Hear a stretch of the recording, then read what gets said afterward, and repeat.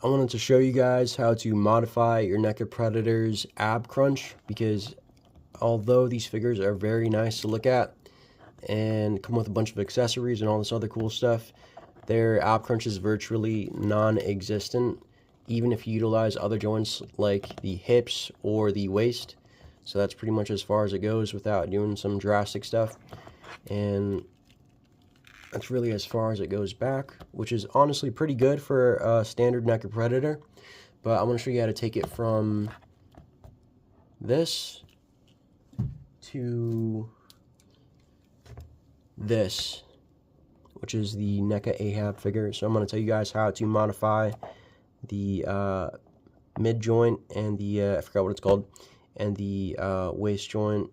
Also some other mods like the neck over here. It used to not look up this much, but I since changed it. As you can see, it kind of dremeled right there, and it can look down a decent amount more too compared to the past. And this is like a super easy mod. You don't need to be like a customizing master to know how to do this stuff. I'm going to show you how to do it with very cheap basic supplies that anybody could get from Home Depot.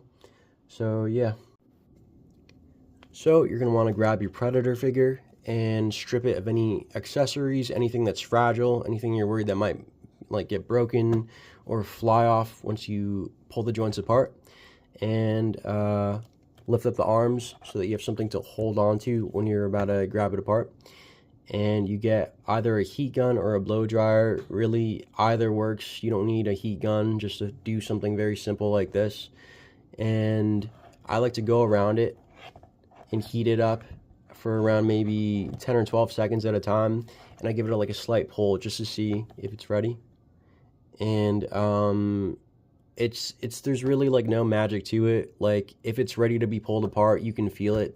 The plastic is very soft, and so yeah, you just pull that apart. And for the waist area, it's kind of just the same process, maybe a little bit harder because you have really less to hold on to, but the end result is it coming off like this. And I didn't take this one apart just because I felt like with the Jungle Hunter figure, honestly the waist joint was actually pretty good, but that's without the armor. So next part is you get your Dremel. I have a really cheap, basically generic, cost-efficient Dremel just because it's held up for a while, and I only started customizing maybe like a year and a half ago. So you're going to want to get like just whatever you have, honestly. I use the Dremel Lite 7760, and although the battery life kind of sucks sometimes, it gets the job done. Me personally, I just put on the highest setting, but I really don't recommend that if you're just starting out or if you've never held a Dremel before. And I use the engraving head attachment, which this is what it looks like, but minus some stuff caked on there.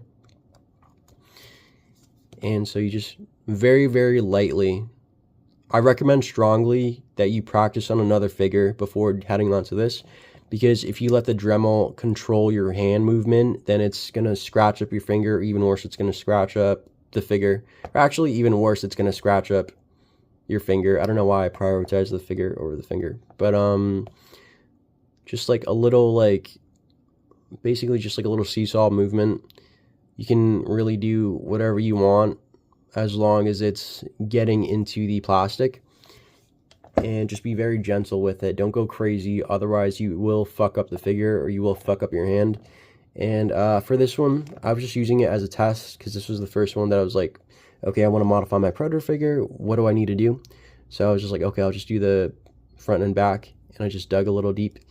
And you want to be careful with how much plastic you take off, just because like me personally, when I'm articulating my Predator figures, I don't want the customization marks to show.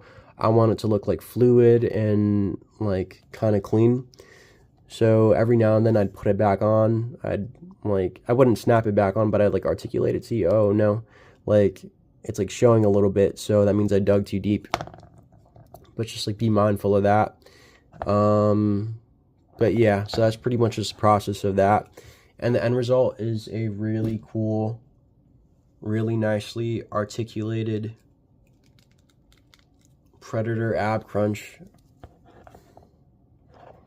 And it's like super helpful for posing, especially if you're into photography.